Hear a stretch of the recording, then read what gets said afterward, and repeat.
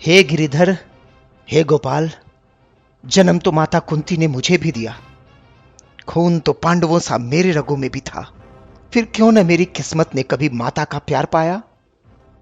भले ही मैं पूरी जिंदगी अपने वर्ण से अनभिज्ञ रहा, 5 पांडवों में छठा मैं भी एक क्षत्रिय पांडव था। फिर क्यों न मैं कभी गुरु द्रोण का शिष्य बन पाया। हे नारायण, हे वासुदेव, मेरी किस्मत का खेल तो देखो। जिंदगी के हर मोड़ पर मैंने हमेशा कुछ ना कुछ खोया। फिर गुरु से विस्मृति का श्राप और द्रौपदी स्वयंवर में अपमान मेरी ही किस्मत ने क्यों पाया। हे हरि, हे यशोदानंदन, अगर आज मैं इस युद्ध भूमि का हिस्सा बन पाया तो सिर्फ मित्र दुर्योधन की कृपा से।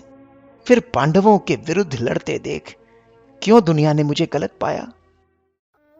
हे अंगराज कर्ण, जीवन जीने का अधिकार तो मेरा भी था। फिर क्यों मेरे जन्म से पहले ही मृत्यु मेरा इंतजार कर रही थी। माता पिता के प्यार पर हक तो मेरा भी था। फिर क्यों उनके कोमल स्पर्श से पहले ही मेरे भाग्य में मेरे ही मामा की कठोरता थी। निरापद बचपन गुजारने का अधिकार मेरा भी था अंगराज। फिर क्यों मेरे बाल्यावस्था में ही मुझे अपनी जिंदगी दांव पर लगानी पड़ी। हे वृषाली पति कर्ण, अपने प्रेयसी से विवाह करने का हक मेरा भी था। फिर क्यों मेरी प्रीत सच्ची होने पर भी मेरा प्रारब्ध मेरे इच्छा के विरुद्ध था। हे सूर्यपुत्र, हे दानवीर, अगर इस युद्ध में कौरवों ने जीत पाई तो इसका श्रेय तुम्हें जरूर मिलेगा। पर अगर अंत में पांडवों की जीत हुई तो इस यशोदानंदन को सिर्फ इस युद्ध को उकसाने का दोष मिलेगा।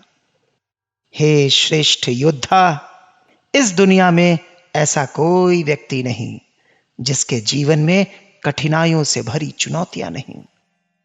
जिंदगी ने हमारे साथ कितना अनुचित किया, कितना अपमान किया, यह महत्वपूर्ण नहीं। अगर कुछ महत्वपूर्ण है तो उस समय हमने उन परिस्थितियों पर कैसी प्रतिक्रिया दी, यह महत्वपूर्ण है। जीवन में यदि कुछ सत्य है तो वो है धर्म।